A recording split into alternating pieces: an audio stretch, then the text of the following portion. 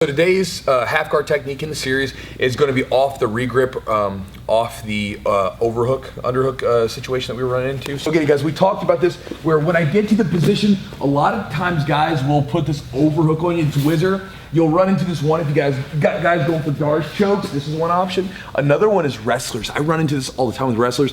And the move that I'm going to show you is actually what I'll do a lot of times against wrestlers. Now, it's going to be kind of different because I'm going to be using essentially a wrestling move at the end of it against them, but it kind of like throws them off. So from here, first off, again, I grab the wrist, and I'll show you what that looks like in just a second. But I grab the wrist and keep it down away from my face, one, because I don't want to get Darced, and two, I don't want them to really get a strong wizard that's really going to do some damage. I pinch the elbow tight, and again, I'm in my position. Now, let's say that the person has his toes really way out, and I cannot get under the person. They're really doing a good job of basing. Here's what I'm going to do. I'm going to bait the person. I'm going to let the leg down. Now again, I might still act like I'm fighting for something, but I'm not really going to do anything substantial. I just want to do something to where it feels like the person can break out. So sometimes I'll stop hooking and I'll just kind of loosen up my foot a little bit. So it feels like I'm going for something, just nothing substantial. Now this bottom hand here, I'm going to keep this by the leg, and I'm going to, as soon as it gets close, I'm going to grab the pant. In nogi, I will grab the ankle, the actual ankle here. Either one of these works just fine. And then from here, I've got to keep this little gap open. So Chad will try to get his knee towards me, and it's going to be difficult. And as he does this, I sit out, bang. Now, from here, there's a couple different things going on. One, my head's pushing up against Chad. I'm putting pressure on the arm here, so he's not going to be able to just simply raise up away from me, right? And now, this arm's inside here. So what I'm going to do from now is I'm going to post up, push down on my neck here, let go, and immediately, boom, turn up. Now, I've got two hands on this one leg right now. To finish this, I'm going to go out to the outside. Very important, guys. If you mess this up and start to just pull this in, you're probably going to get guillotine choked or pulled into the guard here. So that would be the best case scenario. Worst case scenario, you sit back, and now we sit back into a guillotine choke here. So as I'm coming up, I'm going to keep that far side open, okay? So I'm here.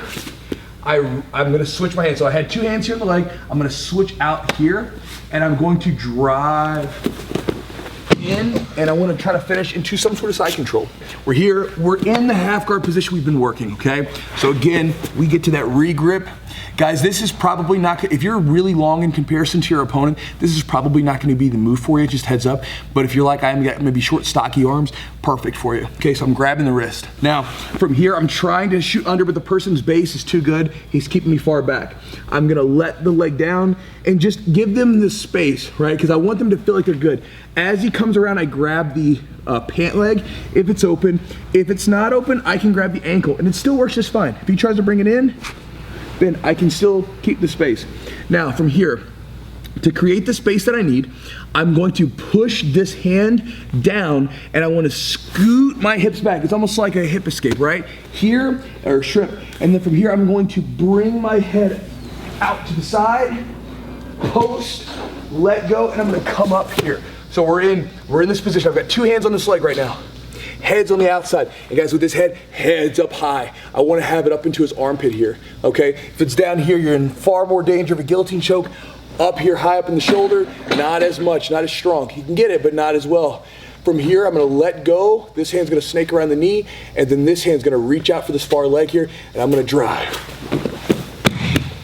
And then come around to the side. And I'm obviously trying not to kill my partner here, but I'll come up off my feet and really try to drive into him. One more time through the movement, guys. Here, shoot, man. He's sprawling out on me hard. Regrip, okay? You make sure that he can't get that arm out. From here, let's get him fighting. I'll let go as he comes in. Bang. Just like that. It's a fun move. And I think, because again, I've used this on some wrestlers, and I'm basically doing a wrestling move on the tail end of that, which, you know, again, if the person's a better wrestler than I am, it doesn't make sense that I'm able to do it. But I think that the reason it works pretty well is because I'm switching it up, right? I'm in like a guard player mode, right? So I'm the wrestler smashing you down, got a whizzer, I'm just crushing this guy, leg feels open, they're like, I'm gonna go for this pass. And as soon as they pass around, they feel pretty confident what they're doing, and they're actually moving where I need them to, right? The linchpin of it is gonna be the regrip and that grip on the leg there, because you have to keep that space open. If that space gets closed up, it just doesn't work. So, but doing that, so as they come around, boom, you're right into the position you need to, and you can use it very effectively. One of the other things that may happen, if you get out like this, one of the other options you could do is run hard to the side, and a lot of times you'll get a forward roll from the person here, because you're basically putting in an omoplata type thing. But that's another move for another day.